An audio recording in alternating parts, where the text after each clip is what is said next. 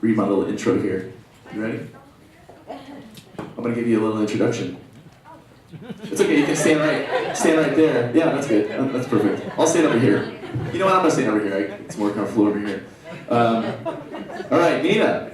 Nina Garcia enjoys sipping on a glass of rose wine. This is her first public speaking event, and she is excited to give a unique perspective on being an introvert. Give it up for Nina!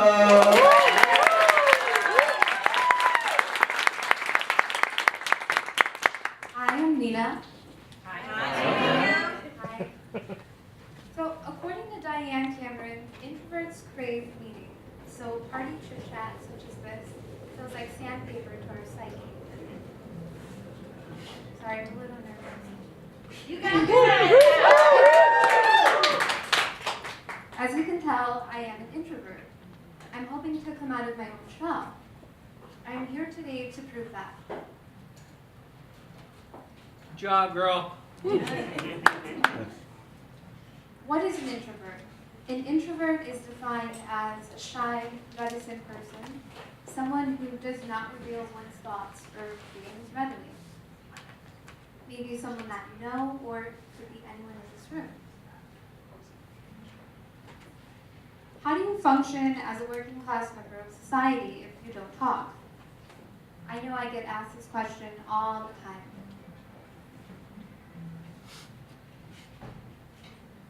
We as introverts in our 20s are learning about the art of small talk. But not talking is just as nice.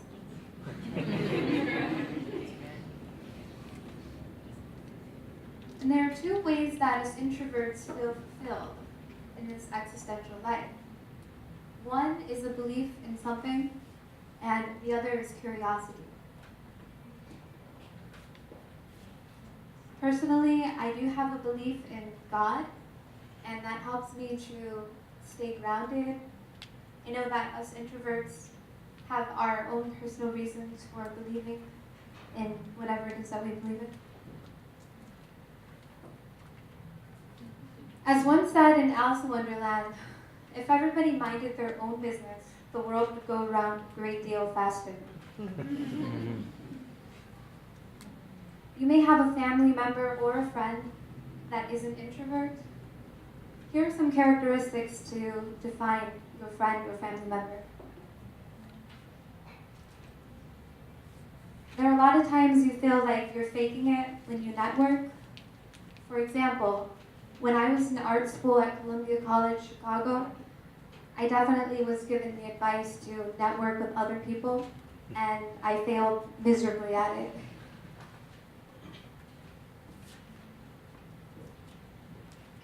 You often feel lonelier in a crowd than when you are alone. I know that I usually do. I feel this when I go out to a bar and I feel myself sitting off to the side. Another example of being an introvert is when you literally hide in your shell. For example, this picture behind me depicts how I am actually in my own home. True story. As an introvert, you spend a lot of time alone.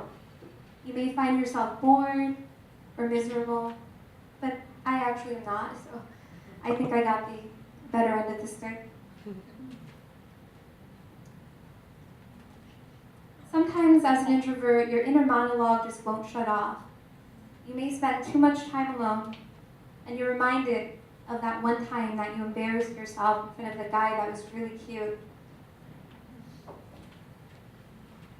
As an introvert, you have no desire to be the center of attention. But what am I doing up here? Everyone deserves their 50 minutes of fame, but in this case, 5 minutes of fame. People assume,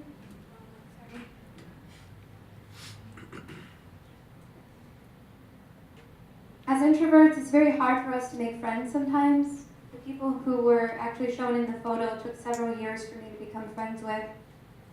There are actually a lot of different ways that introverts will interact with other people, but there are assumptions that we are very arrogant or too shy to talk to. It's just that we're thinking of things to say to you.